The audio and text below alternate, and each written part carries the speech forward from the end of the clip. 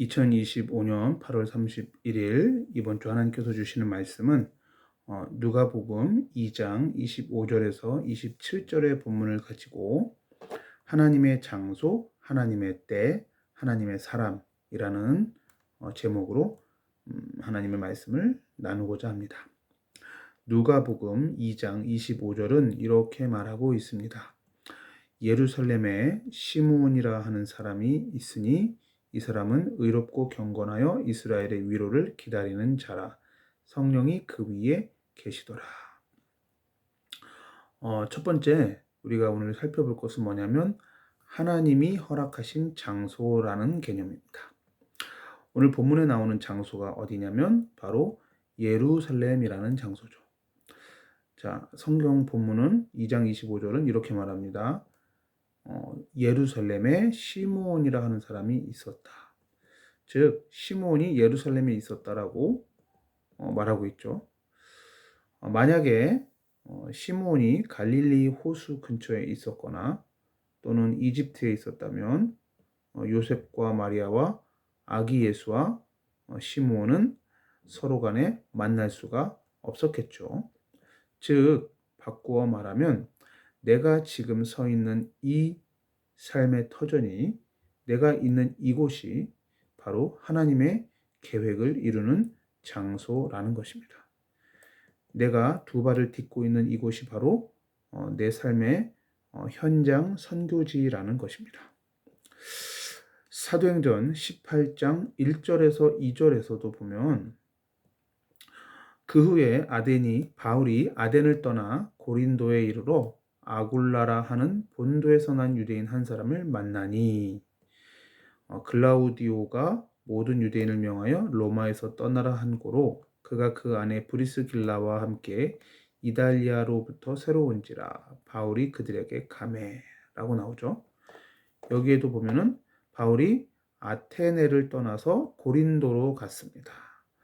바울은 아테네를 떠나 고린도로 갔는데 그 고린도 지역에 누가 있었냐면 로마에서 쫓겨나서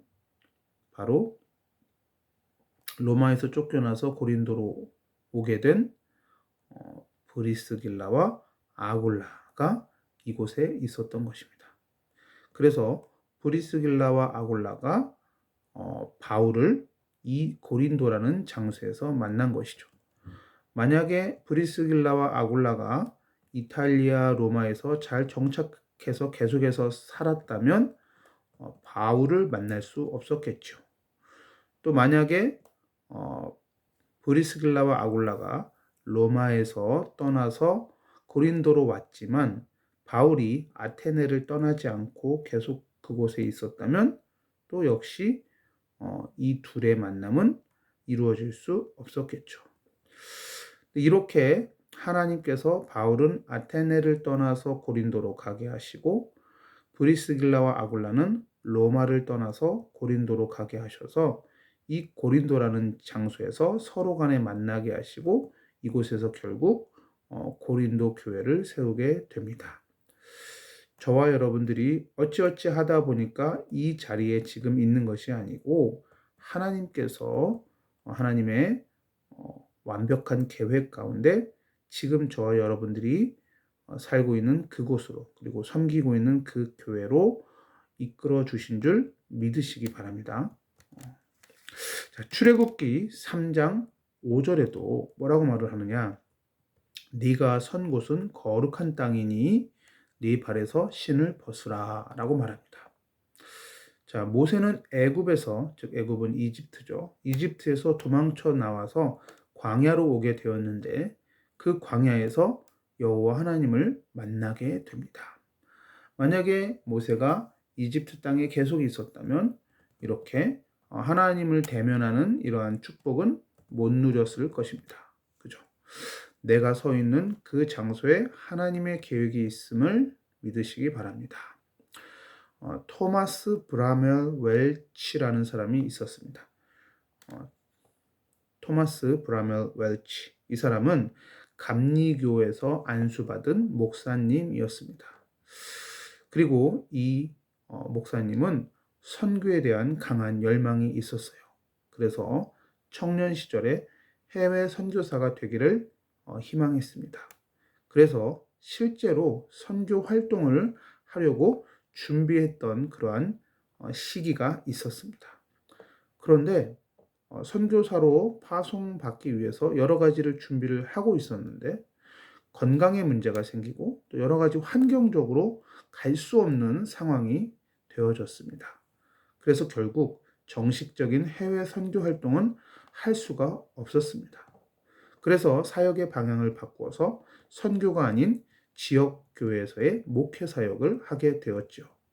그리고 또 그 지역 사회 내에서 선교적 삶을 살아가게 되었습니다.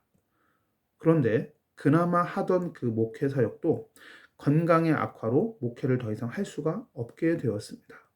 그래서 완전 직업을 바꾸어서 치과 의사로 활동을 하게 되었습니다. 그러면서 또 금주 운동에 깊이 참여하게 되었습니다. 그러다가 술이 없는 교회의 성찬을 추구하면서 무알코올 포도즙 개발에 관심을 가지게 되었습니다. 그러니까 말 그대로 없을 무자죠. 알코올이 없는 포도즙을 개발하려고 했던 거죠. 왜냐하면 그 당시에 일반적인 포도즙은 쉽게 발효가 되어서 술로 바뀌었습니다. 포도주로, 즉 포도즙이 포도주로 쉽게 바뀌었다라는 거죠. 그러다 보니까 성찬식을 하는데 알코올이 포함되어 있는 겁니다. 그러니까 성찬을 하고 나서 사람들이 술에 취하는 이러한 부작용이 있었던 것이죠. 그래서 이 사람이 알코올이 없는 포도즙을 개발해 보자라고 이것을 연구하게 되었습니다. 그래서 드디어 1869년에 포도즙의 이 발효를 방지하는 파스테르 방식의 저온 살균법을 사용해서 발효되지 않는 포도즙, 즉 무알코올 포도즙을, 즉 포도주로 변하지 않은 포도즙 상태로 있는 그 포도즙을 최초로 성공적으로 만들게 되었습니다. 그래서 이 제품은 성찬용으로 사용되는 비알코올 포도즙으로 미국 교회 전역에 공급되게 되었고요. 나중에는 이것이 일반적인 대중 음료로도 개발되고 판매가 되었습니다. 이 웰치스라는 사람이 만든 이 포도 주스가 지금 대한민국에서도 농심이라는 회사에서 수입해서 판매하고 있는 바로 그 웰치스 포도 주스입니다. 자, 대단하지 않습니까? 처음에 이 웰치스라는 사람이, 토마스 브라멜 웰치스라는 사람이 목사가 되고 선교사가 되려고 했을 때 그 선교의 그 열망이 꺾이고 목회 활동의 열망조차도 꺾이고 정말 좌절했을 그 시점에 하나님께서는 그 사람에게 새로운 길을 열어주셨다라는 것입니다. 내가 있는 곳이 바로 하나님의 계획하심이 있는 곳인 것이죠. 하나님께서는 이 웰치라는 사람을 전혀 새로운 방식으로 새로운 곳에서 사용하시려는 하나님의 또 계획하심이 있었던 것이지요. 그러므로 여러분이 있는 그 장소가 바로 하나님의 장소입니다. 큰 두 번째로 하나님의 사람에 대해서 살펴보겠습니다. 하나님의 사람 누구죠? 시므온입니다. 누가복음 2장 25절 오늘 본문에 예루살렘에 누가 있었어요? 시므온이라 하는 사람이 있었습니다. 이 사람은 어떤 특징을 가지고 있느냐? 바로 성령의 감화 감동 가운데 살았던 사람입니다. 자, 의롭고 경건하여 이스라엘의 위로, 즉 메시아를 기다리는 자라라고 말하고 있죠. 자, 메시아가 오실 것을 기대했고 기도하며 기다렸다라는 것이죠. 그런데 이러한 시므온에게 어떠한 특징이 있었냐면 25절 끝에 보면 성령이 그 위에 계시더라 이런 표현이 나옵니다. 즉 성령님께서 함께 하시는 사람이었다는 겁니다. 그리고 26절에 보면은 그가 주의 그리스도를 보기 전에는 죽지 아니하리라 하는 성령의 지시를 받았더니. 즉, 이 시므온이라 하는 사람은 성령의 지시를 받는 사람이었습니다. 즉, 성령이 함께 하시고 성령의 인도하심을 받았던 사람이라는 것이죠. 자, 그리고 27절에 보니까요, 또 이렇게 말하고 있습니다. 27절, 성령의 감동으로 성전에 들어가매 마침 부모가 율법의 관례대로 행하고자 하여 그 아기 예수를 데리고 오는지라. 즉, 이 시므온이라 하는 사람은 성령의 감동을 따라 살았던 사람이었다. 이렇게 말할 수가 있겠죠. 자, 그럼 여기에 시므온이라는 하나님의 사람의 특징이 크게 세 가지가 나오는 거죠. 성령이 함께 하시는 사람, 성령의 인도를 받는 사람, 그리고 성령의 감동 가운데 살아가는 사람. 이렇게 큰 세 가지를 우리가 정리하고 마음에 새길 수가 있겠습니다. 저와 여러분들이 이렇게 시므온처럼 성령과 함께 하시고 성령의 인도하심을 받으며 지시하심을 받으며 성령의 감화 감동 가운데 살아가는 하나님의 사람 되시기를 예수님의 이름으로 간절히 부탁을 드립니다. 자, 성령이 그 위에 계시다라는 건 성령님과 함께 했다는 것이고요. 성령의 지시를 받았다는 것은 하나님의 말씀을 붙들었다라는 뜻이죠. 자, 26절에 보면 그가 주의 그리스도를 보기 전에는 죽지 아니하리라 하는 그죠? 그 성령의 지시를 붙든 거죠. 그죠? 즉 하나님의 말씀을 붙든 겁니다. 어떠한 하나님의 말씀을 붙들었다고요? 다시 한번 말씀드리자면 그가 즉 시므온이 주의 그리스도를 보기 전에는 죽지 아니하리라 라는 이 성령의 지시, 이 하나님의 말씀을 붙들었다라는 것입니다. 저와 여러분들이 성령의 인도하심, 성령의 지시하심을 받으려면 뭘 해야 돼요?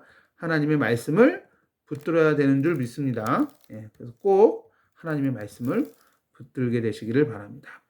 평상시에 여러분들이 성경을 읽을 때, 그리고 성경을 암송할 때, 성경을 묵상할 때, 그리고 성경 말씀을 가지고 읊조리고 묵상하고 기도하고 또 그 말씀을 통해서 예수 그리스도를 바라볼 때, 즉 이것을 렉시오 디비나라고 하죠. 이렇게 할 때 우리는 성령의 지시하심을 받을 수가 있습니다.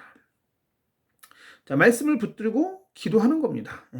시편 126편 5절의 말씀처럼 눈물을 흘리며 씨를 뿌리는 자는 기쁨으로 거두리로다 라고 말하고 있습니다. 즉 말씀을 붙들고 눈물 흘릴 정도로 기도하는 겁니다. 그러면 하나님께서 기쁨으로 거둘 수 있도록 축복하여 주십니다. 그죠? 자, 그러다 보면 성령의 감동도 오는 거죠. 그 감동에 따라서 뭘 하죠? 행동하고 실천하는 겁니다. 그래서 성령의 감화 감동이 있다는 것은 실제로 나의 삶에 변화가 있고 행동의 변화가 있다는 것입니다. 즉 하나님의 사람의 특징은 성령님과 동행하며 성령의 인도를 받아서 하나님 말씀을 붙들고 성령의 감동 가운데 행동의 변화가 있는 것이죠. 이러한 하나님의 사람의 축복, 하나님의 사람 시므온과 같은 축복을 누리게 되시기를 예수님의 이름으로 축원을 드립니다. 마지막으로 하나님의 때, 세 번째 하나님의 때에 대해서 말씀을 나누고자 합니다. 자, 오늘 본문을 보시면 하나님의 때, 시간표, 타이밍에 대해서 말하고 있습니다. 누가복음 2장 27절에 보면요. 마침, 그죠? 마침이라는 표현이 나옵니다. 그러니까 뭐죠? 하나님이 허락하신 그 타이밍에 시므온과 요셉과 마리아와 아기 예수가 만나게 되는 것이죠. 하나님의 사람들끼리의 만남이 이루어진 것입니다. 하나님의 말씀에 순종하여 율법의 관례대로 행하고자 아기 예수에게 정결 예식을 진행하기 위해 성전에 들어온 그 요셉과 마리아가 성령의 감동으로 성전에 들어간 시므온을 만나게 되는 것입니다. 이것이 우연의 일치 같지만 이것은 하나님의 정확한 타이밍인 것이죠. 하나님은 모든 약속을 그 당신의 정하신 때에 이루시는 분입니다. 시므온은 평생을 기다림 가운데 살았는데 그 인생의 노년에 그리스도 메시아를 직접 만나고 하나님께 찬송하는 축복을 누리게 되는 것이죠. 우리가 볼 때는 때때로 하나님의 타이밍이 늦는 것처럼 보이지만 하나님의 타이밍은 언제나 정확하고 가장 적합합니다. 그러므로 하나님의 약속, 말씀을 붙잡고 기도하고 기다리며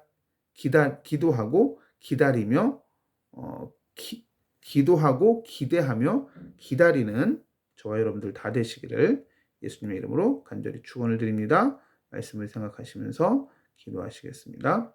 하나님, 오늘 누가복음 2장 25절에서 27절의 본문을 가지고 하나님의 사람, 하나님의 때, 그리고 하나님의 장소라는 제목으로 하나님의 말씀을 나누었습니다.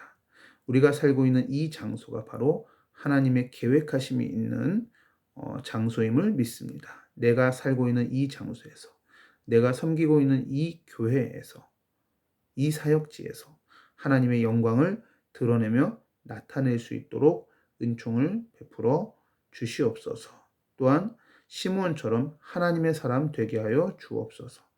여호와 하나님의 영 성령님과 동행하는 자 되게 하여 주시고 성령님의 주시는 말씀 따라 성령의 지시를 받는, 인도함을 받는 삶이 되게 하여 주시며 성령으로 충만하여 성령님의 감화 감동을 따라서 행동하고 실천하며 순종하는 삶을 살아갈 수 있도록 하나님의 사람이 되게 하여 주시옵소서. 또한 하나님의 때에 하나님의 계획이 이루어질 것을 믿고 끝까지 기도하고 기대하며 기다릴 수 있도록 은총 베풀어 주시옵소서. 이 말씀 그대로 우리의 삶에 성취되게 하여 주옵소서. 예수 그리스도의 이름으로 기도하옵나이다. 아멘.